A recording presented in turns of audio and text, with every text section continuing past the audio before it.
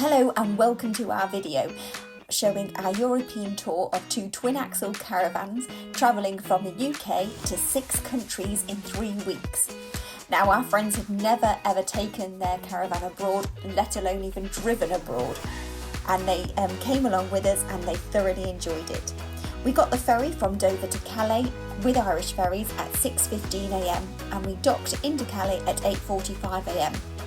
We booked our ferry direct with Irish Ferries instead of through the Caravan and Motorhome Club, as usually you do get a discount and there was a little bit cheaper.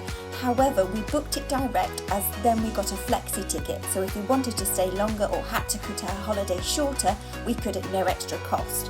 And we paid £436 return for our car and caravan, and that was for 2 adults and 1 child. We've arrived now at our first site, which is au bord de la Hassine. It's very direct off the motorway to it, straight from the ferry, and we paid €31.20 in tolls to get here.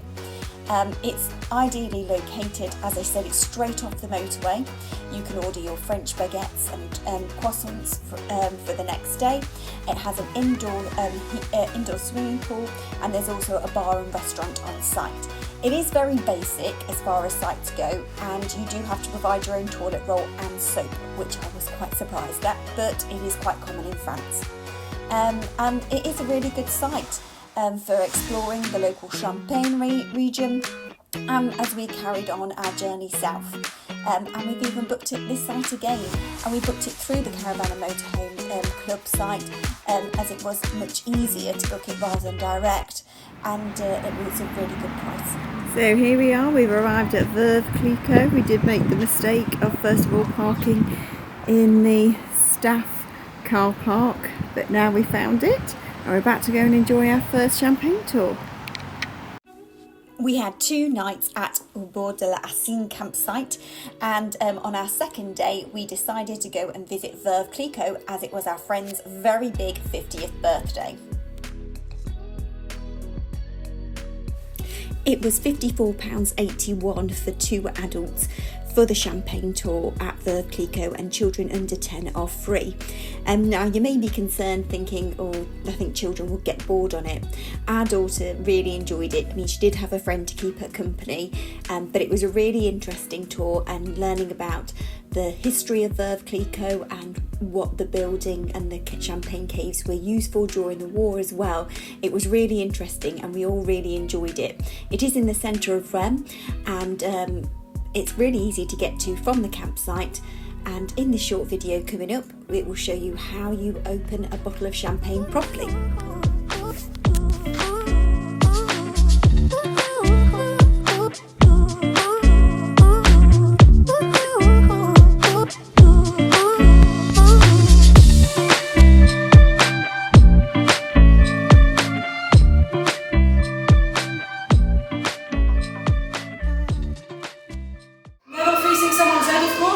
Because as soon as you twist it 6 times, the cork is free to fly out. It flies out at 50 or 60 kilometers per hour. It's very painful. So you grab the bottom of the bottle with the hand you use the most. In my case, the right one, I'm right-handed. And with your other hand, you immediately grab the cork to secure it. And now you start twisting the bottle.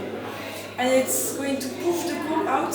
And when you feel it, you are going to bend your wrist like this to get this sound. I know it's not as fun, it's not as festive.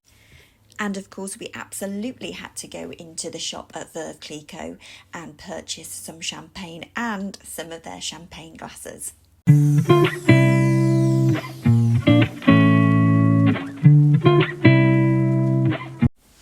After 2 nights at camping au bord de la Hassine, which cost us £80.71, we hit the road again for our next campsite, which was towards Strasbourg, to break up the journey before we headed to Switzerland. Our next site was called Camping Le Boulot, and we stayed there for 1 night and it cost us €41. It took us 3 hours 25 minutes from camping au bord de la Hassine to arrive at our next campsite. I found it really hard to find a campsite in the area which accepted twin-axle caravans and had a swimming pool. There is a site close to Strasbourg which is affiliated with a Caravan and Motorhome Club. However, they do not accept twin-axle caravans. but we were pleasantly surprised by Camping Le Balou and our brilliant stay there for one night.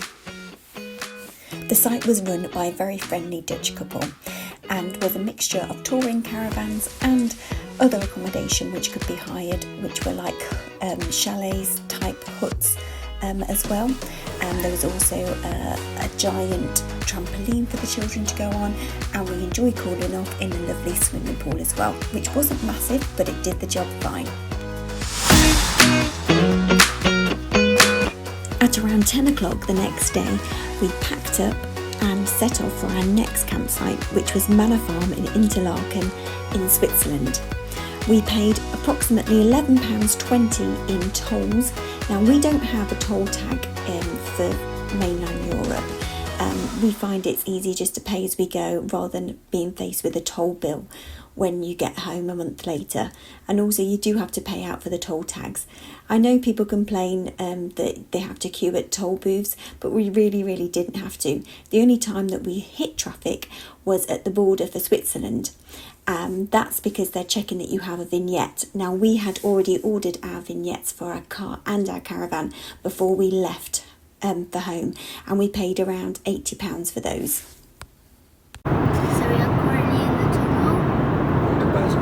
Under Basel, Oh, yeah. no, it's not under Basel. I know, I think it Over is. here. Near Basel. We've just gone through the border. Because we've already got our vignettes, we didn't have to queue up like everyone else was doing to the right, so we could just go straight through, which is brilliant. And our friends Well, that's what we are hope. with us. Yeah, we hope. Don't have more than us. Yeah, we're in convoy. I'm designing the back. You are. Over the Rhine.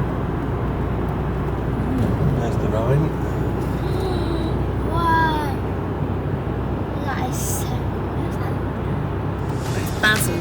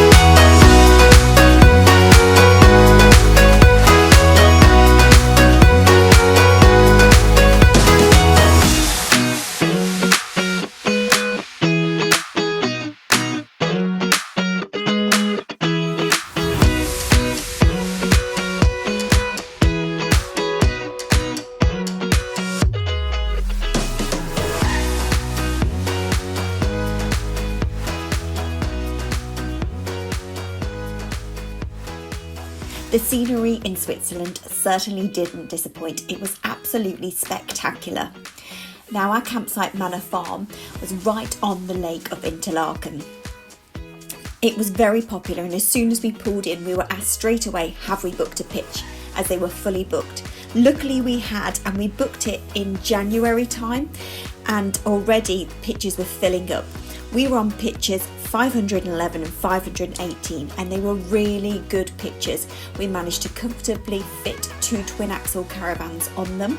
We were close by to the toilets and shower blocks, which were all really clean, and they even had wipes for you to wipe the toilets beforehand. And we noticed that seemed to be very common in Switzerland and also in Italy. It was also great that we could walk straight to the lake and we could hop on our paddle boards, and the water was so clear. Most evenings we'd fill up one of the chilly metal water bottles with some wine and bring some wine glasses down to the lake and enjoy a glass while watching them paddleboard. We paid 416 Swiss francs for 7 nights at Camping Manor Farm, which was less than our friends paid for 6 nights at Ferry. Included in our pitch fees was free bus and boat into Interlaken, which was brilliant to hop on at the campsite just down the road from Manor Farm, and it brought you straight into Interlaken, where you could wander around and soak up the sights.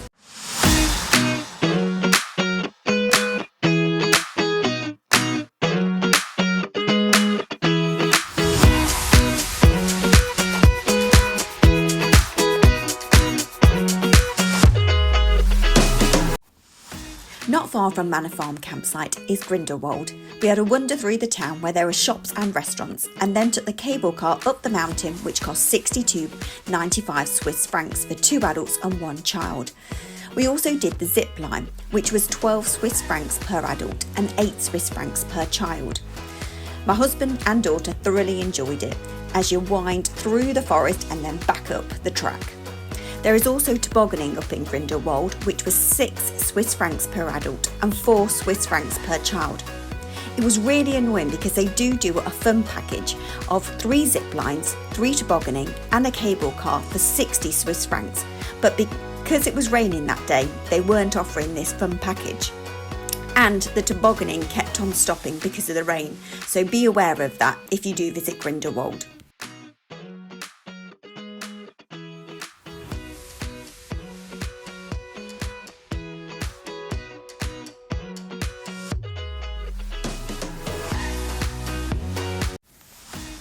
After visiting Grindelwald, we decided to stop and explore the Glacier Canyon Walk, which was 17 Swiss francs per adult and 8 Swiss francs per child.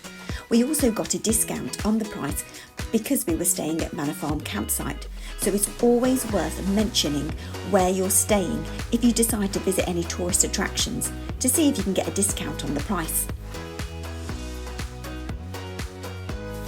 The Glacier Canyon Walk is definitely worth a visit, and if you're feeling brave, like we did in the end, we decided to venture onto the spider web over the canyon itself, which, as you can see by my face, I was a little bit nervous about, but it was good fun and I'm glad I did it in the end. Join us next time as we go on a James Bond adventure. We also have a hell-raising ride up in the clouds whilst towing our twin-axle caravan. Oh my god, this is awful. This is actually awful. And we explore 4 more countries on our European adventure. If you've enjoyed this video, I will be very grateful if you will kindly like this video and subscribe to my channel. Many thanks for all your support and see you next time. Take care. Bye.